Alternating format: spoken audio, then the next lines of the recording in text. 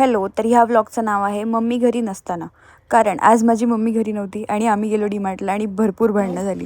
काय काय केलं हे तुम्ही बघा. शॉपिंग आम्ही सुरुवात केली डस्टबिनपासून.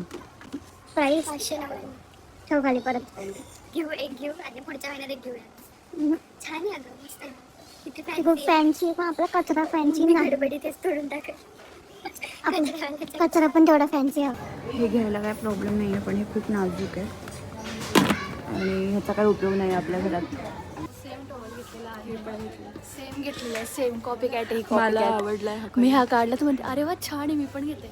मग मला आवडला ना, काय प्रॉब्लेम. हो, आणि मग नंतर त्याच्यावरून माझ्याशी भांडणार की सेम घेतला आणि दाखवला मी. मला हा फ्रिलवाला पॅटर्न आवडलाय आणि पहिलं मी हा घेतला जो तिला नसतो आवडत. नाही आवडला पण तिला आता हे कॉपी करायचं पण तिने पण कॉपी बिपी नाही, मला मला ती feel आता घेणार आवडलं. आणि नंतर परत माझ्याशीच भांडत बसणार. काही संबंध नाही आहे. मला असं वाटतं सेम टॉवेल घेऊन टाकू हो का, आणि आणि त्याला त्याला भांडली तर बघ.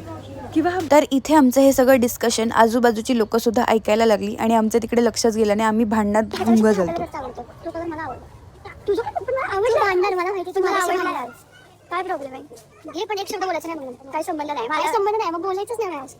नॉर्मली असे सॅक्रिफाईस करते, ग्रे असे आवडतात. सॅक्रिफाईस करते मी हा घेते. एकच मिनिट तो पण मी दाखवला होता आधी.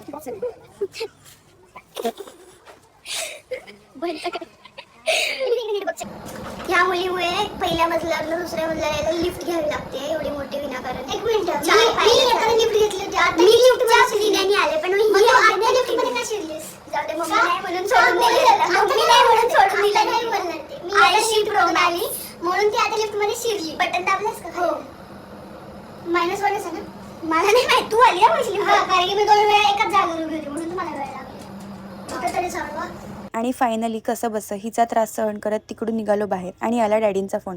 डॅडींना पर्टिक्युलर त्याच डेअरीमधलं दही खायचं होतं. बोलले किती पण लांब असू दे घेऊन या. एवढ्या लांब भर पावसात आम्ही गेलो भिजत भिजत. त्यांना जरा पण आमच्यावर दयामाय आली नाही. घरी आल्यावर मम्मीला फोन करून सगळं कंप्लेंट करायचं ठरवलं. पार्ट 2 मध्ये बघा घरी आल्यावर काय भांडणं झाली. आणि असे अजून व्लॉग्स बघण्यासाठी प्लीज डू फॉलो.